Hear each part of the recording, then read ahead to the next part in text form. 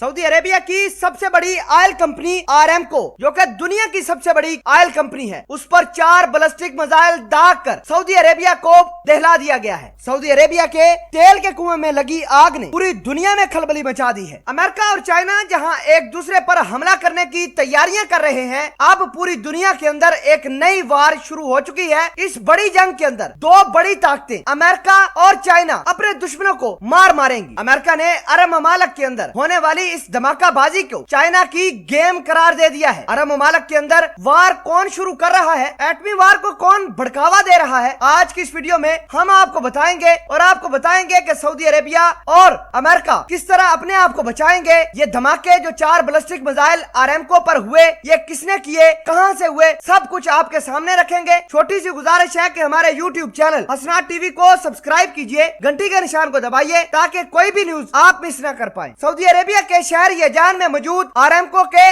Oil कुओं पर 4 ballistic missile दागे गए हैं। सभी मिसाइलों का टारगेट एक ही था कि आरामको को दहलाना था, आरामको की सप्लाई बंद करनी थी और सऊदी अरेबिया को माशी तौर पर कमजोर करना था। जैसे ही ये बैलिस्टिक मिसाइल आरामको के कुओं पर गिरे, पूरा सऊदी अरेबिया दहल गया। शहजादा मोहम्मद बिन सलमान परेशान हो गए और इसके अलावा पूरा शहर धुएं के बादलों में छुप गया। नाजरीन, जहां एक तरफ अमेरिका और चाइना सीधे लड़ने की तैयारियां कर रहे हैं, वहीं अमेरिका और चाइना अपने अपने दुश्मन ममालिक को निस्तो नबूद करते हुए भी जा रहे हैं। अमेरिका के माइक पोम्पियो ने इस तमाम तर हमले का जिम्मेदार और मास्टरमाइंड चाइना को करार दिया है। आपको बता दें कि माइक पोम्पियो ने बयान जारी किया है कि भले ही यमनी हौसी बागियों ने सऊदी अरेबिया की तेल कंपनी पर हमला किया है, लेकिन इसका मास्टरमाइंड चाइना है। अमेरिकी माइक पोम्पियो का यह भी कहना था कि जी जिनपिंग से नई नई दोस्ती ने ईरान के फौजियों के हौसले बुलंद किए हुए हैं। ईरान सऊदी अरेबिया पर लगातार हमले करता जा रहा है। बड़ी और अहम खबर यह भी है कि ईरान ने सऊदी अरेबिया में मौजूद अल खालिद एयरबेस को निशाना बनाने के लिए अपने फाइटर प्लेन भी उड़ाए थे और अमेरिका के रडारों ने इन फाइटर प्लेन को इंटरसेप्ट करके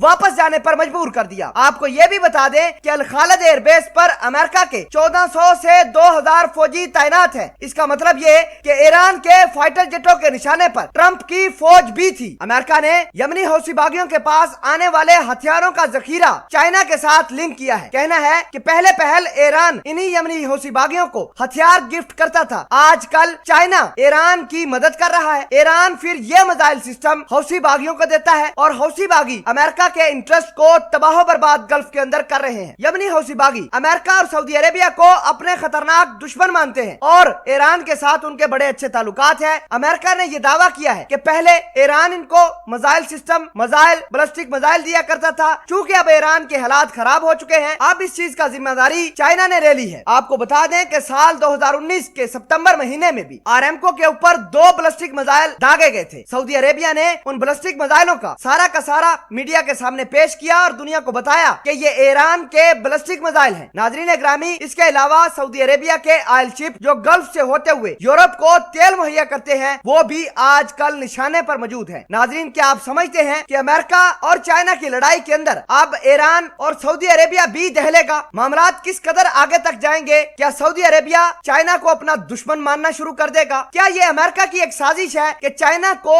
फंसाकर सऊदी अरेबिया के साथ उसके ताल्लुकात खराब किए जाएं? मामलात क्या हैं? अगर आप भी अपनी राय देना चाहते हैं तो कमेंट सेक्शन के अंदर जरूर दीजिएगा। जज़ाकल्लाह।